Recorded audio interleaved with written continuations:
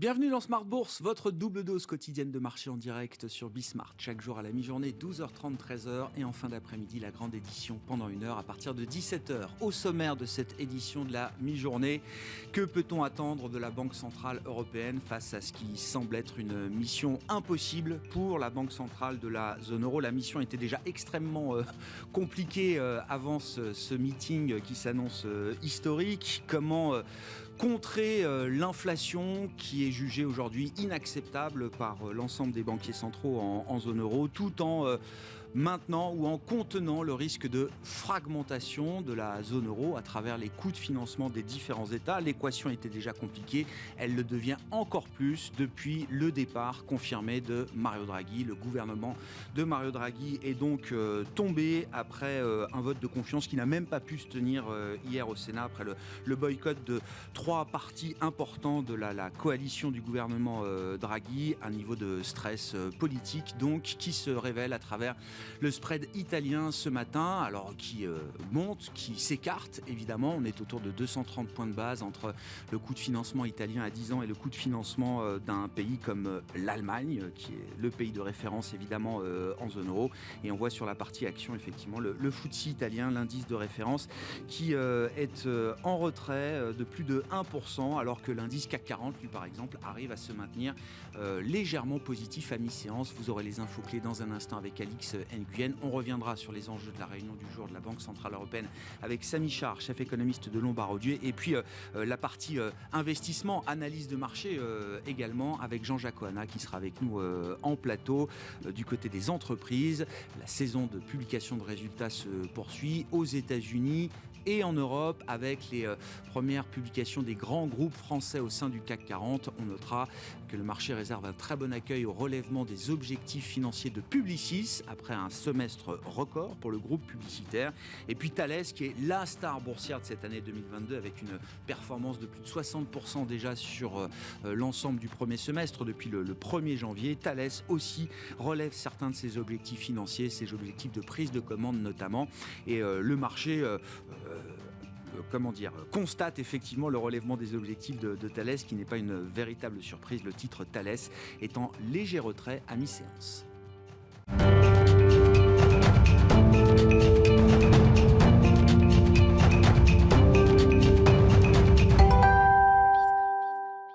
Quelques heures d'attente encore donc pour les marchés avant la décision et la communication de la Banque Centrale Européenne. Les horaires ont changé d'ailleurs, 14h15 pour le communiqué et 14h45 si je ne dis pas de bêtises pour le début de la conférence de presse de Christine Lagarde. En attendant donc les marchés sont dans cette attente pour quelques heures. Les infos clés avec Alix Nguyen. Les principales bourses européennes dont le CAC hésite, le marché choisit la prudence en attendant les annonces de la BCE quant à sa politique monétaire.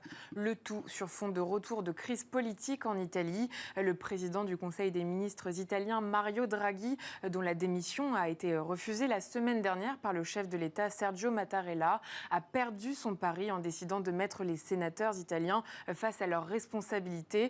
Deux de ses alliés conservateurs, la Ligue et Forza Italia, ont indiqué avant le vote qui devait avoir lieu dans la soirée d'hier qu'ils ne lui donneraient pas leur confiance. Quelques minutes plus tard, le mouvement 5 étoiles annonçait qu'il ne voterait pas pour lui. Ce matin, le Premier ministre italien a finalement remis sa démission et celle de son gouvernement. Des élections générales devraient avoir lieu cet automne, alors que le parti d'extrême droite Fratelli d'Italia apparaît en bonne position dans les sondages.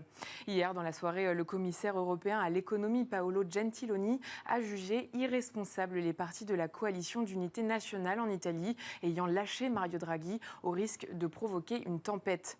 Sur le marché obligataire, le rendement de l'emprunt italien à 10 ans se tend. On retient aussi que le gazoduc Nord Stream 1 reliant la Russie à l'Allemagne a redémarré ce jeudi après 10 jours de maintenance, alors que l'Europe s'était préparée à une coupure du robinet par Gazprom. Les premières données publiées par l'opérateur allemand du réseau Gascade montrent que le débit serait finalement identique à celui d'avant la maintenance, soit autour de 40% des capacités. On termine avec quelques valeurs à suivre. Thales relève ses prévisions annuelles de prise de commande et de croissance du chiffre d'affaires. Le groupe profite d'une activité robuste dans tous ses segments au cours des 6 premiers mois de l'année, ce qui n'empêche pas son titre de reculer. Publicis relève l'ensemble de ses perspectives pour 2022 après avoir enregistré des résultats records. Son titre bondit. Et puis SEB chute après avoir révisé à la baisse ses ambitions pour 2022, conséquence d'une dégradation constatée de ses résultats semestriels. Les inquiétudes des ménages quant à leur pouvoir d'achat ont pesé sur la demande en électroménager domestique. Tendance, mon ami, 2 fois par jour, les infos clés de marché à 12h30 et 17h avec Alix Nguyen dans Smart Bourse sur Bismart.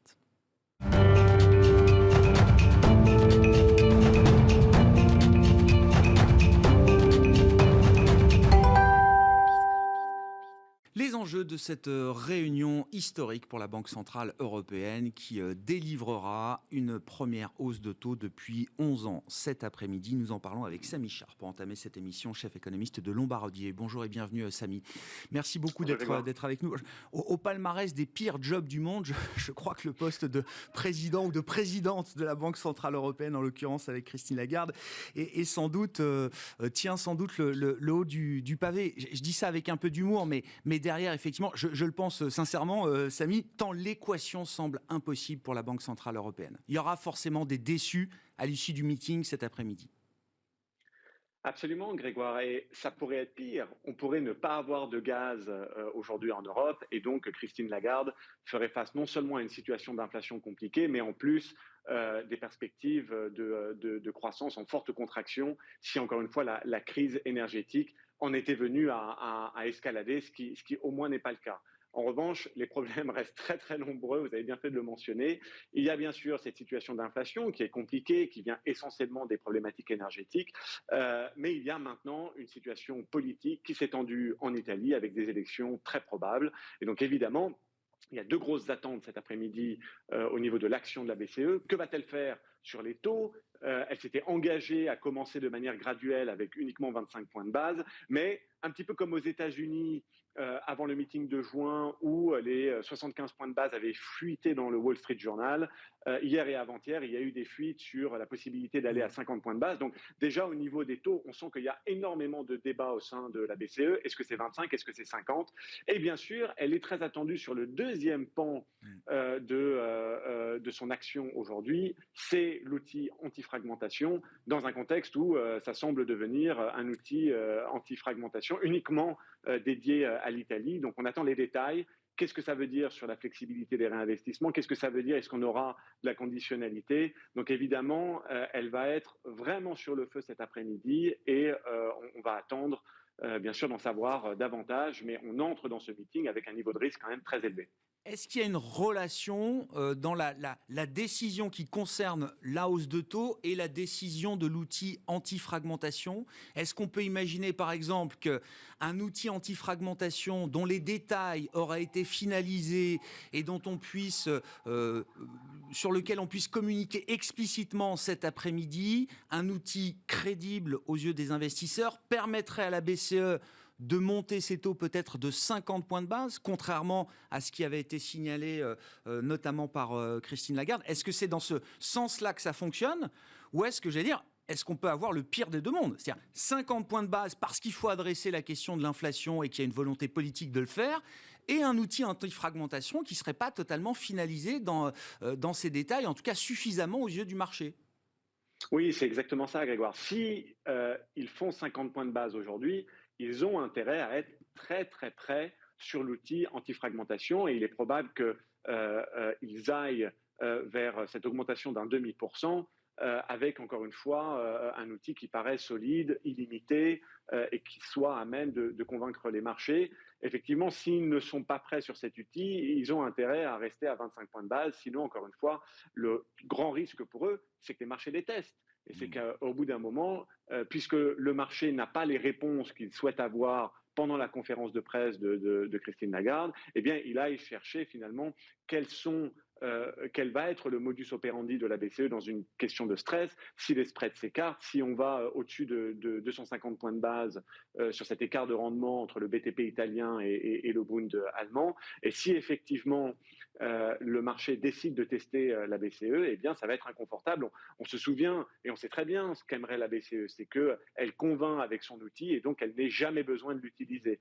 Mais pour ça, elle doit être convaincante et évidemment le contexte politique fait que si elle ne l'est pas, les marchés vont aller la tester et dans ces cas-là, ils ont intérêt à être prêts ou à trouver un moyen d'être prêts dans les semaines à venir. L'inquiétude qu'on a un petit peu, c'est que il y a 2 jours, il ne semblait pas avoir vraiment avancé sur un outil convaincant. Et donc, on entre, nous, dans ce meeting avec certaines réserves. On peut imaginer effectivement que la finalisation des détails de cet outil anti-fragmentation soit pénalisée par la crise politique italienne, alors qui n'est pas une nouveauté aux yeux des marchés. Hein. Enfin, des crises italiennes, il y en a régulièrement et les investisseurs sont habitués à ce schéma-là. Sauf que cette crise, elle arrive plus vite que prévu.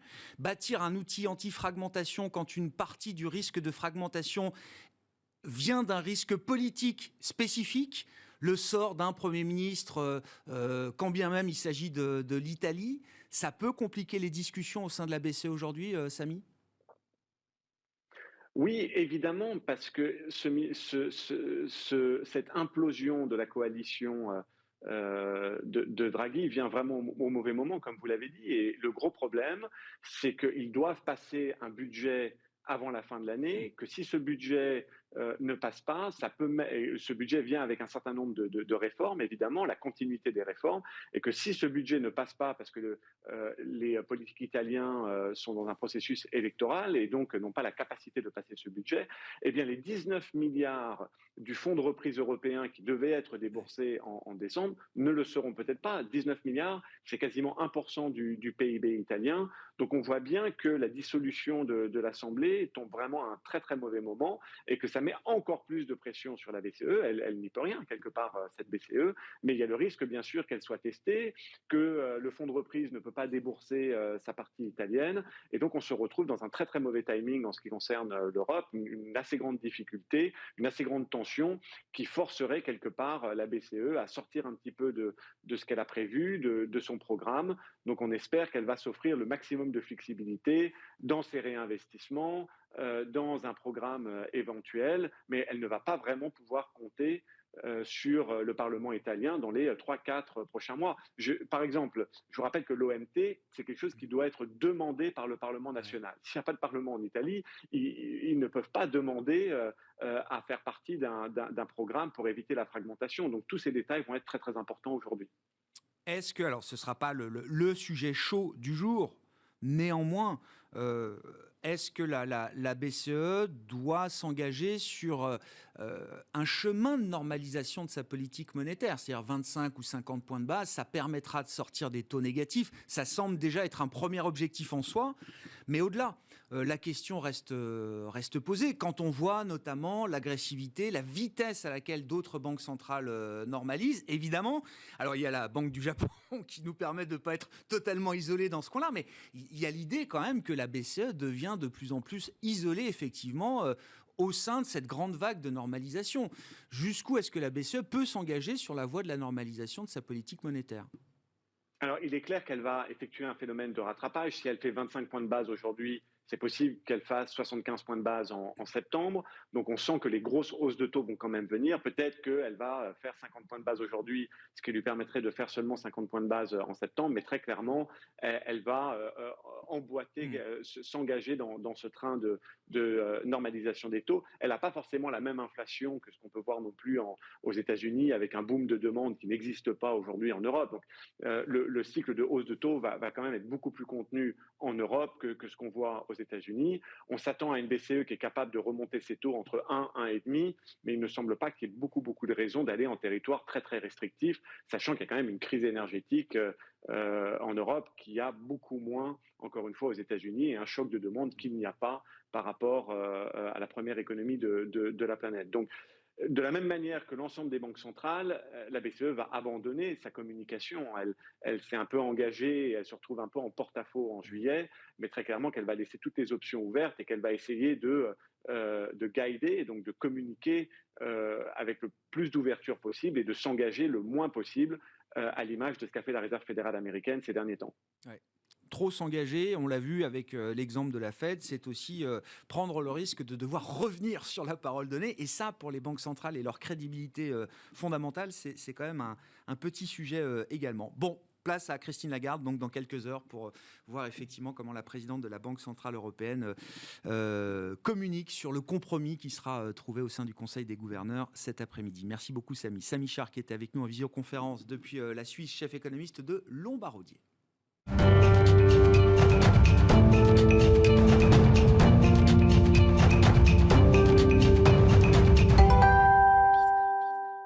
Et venons-en au sujet de marché avec Jean-Jacques Oana, je le rappelle, à mes côtés en plateau, consultant indépendant et membre du board de la FinTech AI for Alpha. Bonjour et bienvenue Jean-Jacques. Bonjour Grégoire. C'est intéressant, c'est presque contre-intuitif au regard notamment de la discussion, des enjeux dont on vient de discuter avec Samy concernant la zone euro, crise énergétique, crise politique en Italie.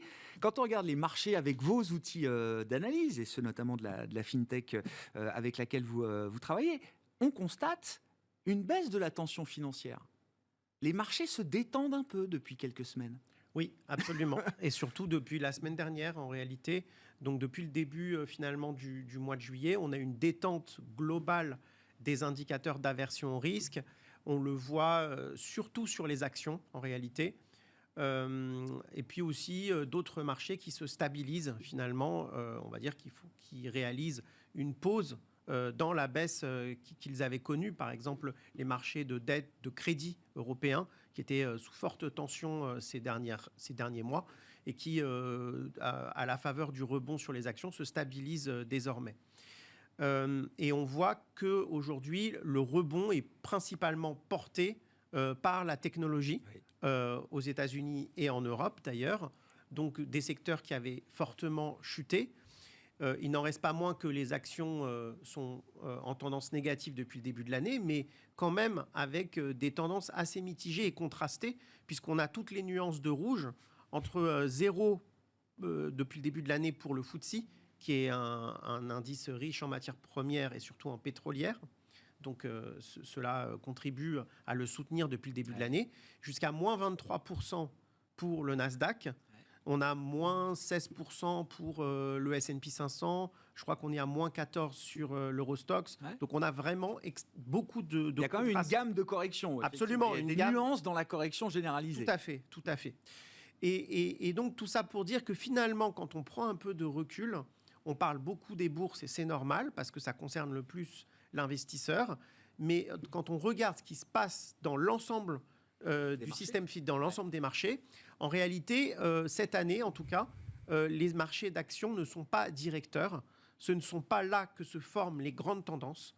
Selon nos indicateurs de réplication, où nous suivons des fonds spéculatifs, par exemple les fonds algorithmiques qui capturent des grandes tendances sur les marchés, donc les fonds leaders qui gèrent plusieurs dizaines de milliards de dollars. Et en fait, ces fonds-là sont environ à plus 22% depuis le début de l'année. Ouais. Donc, ce qui montre le contexte exceptionnellement élevé des tendances sur les marchés. Ils se font des profits légèrement, enfin, ils paient des pertes légèrement, de légères pertes sur les marchés boursiers. Donc, on voit que c'est pas là qu'ils génèrent les gains. Ah ouais. Et les performances viennent des marchés obligataires, ouais, des devises et de l'énergie. Ouais. Donc, voilà. En fait, les trois secteurs où il se passe des choses au niveau de la macro, ce sont ces secteurs-là. Et les actions, la bourse, n'est qu'une fonction dérivée de ce qui se passe sur ces 2-3 grands marchés, comme vous dites. Alors oui, parce qu'en réalité, on voit que finalement, l'environnement macroéconomique, en tout cas la stabilité, les perspectives de stabilité se détériorent. Il y a une instabilité financière, mais l'instabilité, elle provient du crédit, majoritairement. Alors évidemment, il y a des dégonflements de bulles, il y a eu la baisse des valeurs de croissance, etc. Mais finalement, quand on regarde, quand on prend une photographie, j'allais dire à vol d'oiseau, du système financier, on a des vulnérabilités importantes sur les marchés obligataires, les marchés de crédit, les marchés émergents, avec des devises qui sont en forte baisse, comme la lire turque, par exemple. Beaucoup de devises émergentes sont sur des plus bas historiques contre dollar. Absolument, absolument. Notamment, sur la lire turque, on est à moins 23% depuis le début de l'année. Et puis on a sur les coûts de financement des pays qui sont très à risque. Donc, pas seulement la Turquie, mais beaucoup de pays de la zone Moyen-Orient, Afrique. On a eu récemment un défaut au Sri Lanka, mais cela peut évidemment s'accélérer plus tard parce qu'on sait qu'on a une menace de crise alimentaire. Ce sont des pays qui ont un accès au financement qui s'est raréfié et qui en plus ont des difficultés dans le contexte géopolitique actuel à s'approvisionner en blé et en céréales de manière plus générale. Donc voilà la photographie du système financier aujourd'hui. Comment on explique que cette tension financière est un peu reculée ces derniers jours, ces dernières semaines? Est-ce que c'est le début d'un mouvement? Est-ce que ça veut dire que déjà les marchés globaux ont intégré suffisamment de mauvaises nouvelles peut-être pour retrouver une dynamique un peu plus positive, notamment vis-à-vis des actifs risqués? Est-ce que c'est le risque d'une simple pause face à des risques qui continuent de s'accumuler? Qu'est-ce que ça veut dire? Alors en réalité, on a des convulsions haussières dans une tendance baissière. Ces convulsions haussières sont très compliquées à capturer parce que avant de les capturer, il faut les comprendre. Et on voit très bien que rétrospectivement, on n'est souvent pas capable d'expliquer leur timing. On n'est pas capable de comprendre la causalité entre les nouvelles et les hausses de marché. Donc c'est plus des positionnements d'investisseurs, finalement des rachats de positions baissières, des flux en réalité. Mais ces logiques de flux, elles viennent aussi se produire de manière assez contrariante. On le voit en réalité par rapport à la dynamique des nouvelles. Et donc je dirais qu'on n'en a pas fini avec les problèmes macroéconomiques parce qu'en fait ils sont présents, on le voit, ils s'accumulent. Donc le premier problème, c'est le problème de l'énergie en Europe, mais dans le monde et en particulier en Europe. Pour donner une image qui reflète ces problèmes, on est à 41% de hausse sur le Brent depuis le début de l'année, 70% sur le gaz européen et à peu près 90 à 100% sur les coûts de l'électricité à long terme, pas au spot, à long terme. Donc voilà les contraintes sur les prix de l'énergie. On parle de rationnement de la production, de la consommation d'énergie, non seulement auprès des consommateurs, mais aussi des entreprises. Donc cela fait peser un risque sur la croissance européenne. Le deuxième risque qu'on a, et vous en avez parlé, c'est le risque sur la politique italienne et sur l'instabilité en Italie, avec la menace d'une résurgence d'une crise de la zone euro. Et on voit qu'il n'y a pas finalement de bonne réaction de la Banque centrale européenne parce que le risque est beaucoup plus politique que monétaire, puisque la Banque centrale européenne, je rappelle que selon ses statuts, son objectif c'est d'avoir une inflation qui est maîtrisée. Or aujourd'hui, les taux actuels à moins 0,50 qui vont très vite monter autour de 0 peut-être tout à l'heure. Mais en tout cas, on a des taux qui sont beaucoup trop bas par rapport à l'inflation constatée aujourd'hui en Europe.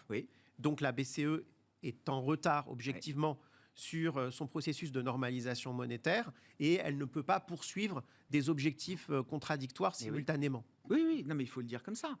Les taux en Europe sont trop bas pour soutenir l'euro et donc limiter les effets de l'inflation importée. En revanche, pour certains pays, ils sont peut-être déjà trop élevés quand on regarde le coût de financement en absolu pour l'Italie ou en relatif par rapport à un pays comme l'Allemagne. Oui, tout à fait, tout à fait. Alors, ce qui est plutôt quand même rassurant par rapport, j'allais dire, excusez-moi, c'est pas forcément rassurant, c'est pas rassurant du point de vue de la croissance, mais c'est rassurant vis-à-vis de la fragmentation de l'euro.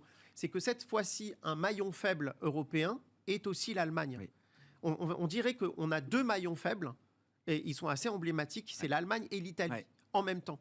Et de ce point de vue-là, c'est quand même mieux que la décennie précédente, où on avait l'Allemagne qui était leader Et les autres pays qui étaient non seulement à la traîne, mais qui avaient finalement une trajectoire de croissance qui était totalement divergente, là, au moins, on a une convergence d'intérêts. Ben oui. Et cela est quand même est à souligner. Ouais. C'est une différence majeure par rapport à la décennie précédente. Il n'en reste pas moins qu'aujourd'hui, le problème n'est plus monétaire. À mon avis, mais c'est mon humble avis, l'outil anti-fragmentation de la Banque centrale européenne est encore une fois du bricolage et n'est pas une réponse institutionnelle ou juridique de l'Europe. C'est un outil qui pallie le manque de réponse politique, budgétaire, institutionnelle permanent en Europe. Et c'est aussi finalement, j'allais dire, l'intérêt des crises, c'est que ça éveille finalement notre conscience, notre prise de conscience sur les insuffisances de la construction financière et notamment de la construction européenne.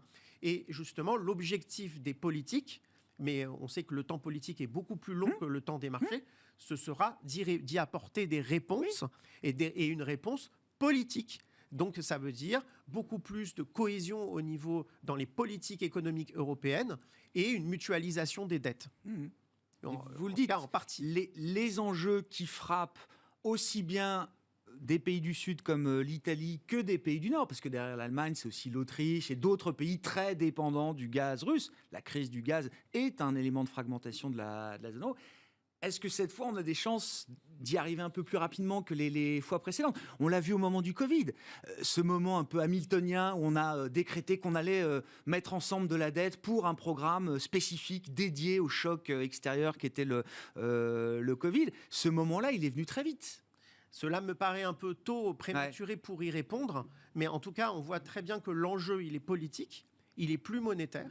Donc en réalité, j'allais dire que finalement, c'est du court-termisme de regarder. Peut-être que ça va calmer les marchés, mais en réalité, les problèmes sont là.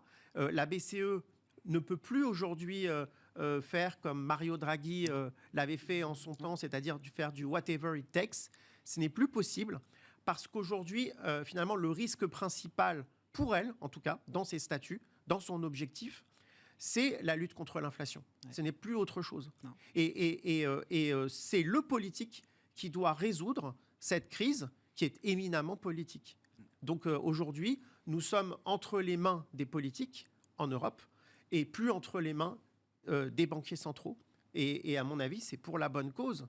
Et au-delà de ce risque-là, évidemment, il y a le risque qui plane sur une vague de défaut des dettes, mais cette vague de défaut, elle va prendre du temps. C'est pour ça que je parlais de crack larvé. On est dans un bear market long terme, avec des très fortes convulsions haussières, des possibilités de rebond importantes, mais à mon sens, qui sont limitées, parce qu'on passera par finalement une vague de défaut qui ne s'est pas produite dans la décennie précédente, mais qui devra purger le système financier des mauvaises dettes de manière corrective. Et ça fait partie de l'économie, finalement. Oui, le calmant monétaire a disparu du jeu des marchés, en tout cas pour un temps. Absolument. Merci beaucoup Jean-Jacques. Jean-Jacques Oana qui était avec nous en plateau pour nous livrer sa vision, son analyse de marché, consultant indépendant et membre du board de la FinTech AI for Alpha, invité de Smart Bourse à la mi-journée. On se retrouve à 17h après le meeting de la BCE pour un grand débrief avec nos invités de Planète Marché.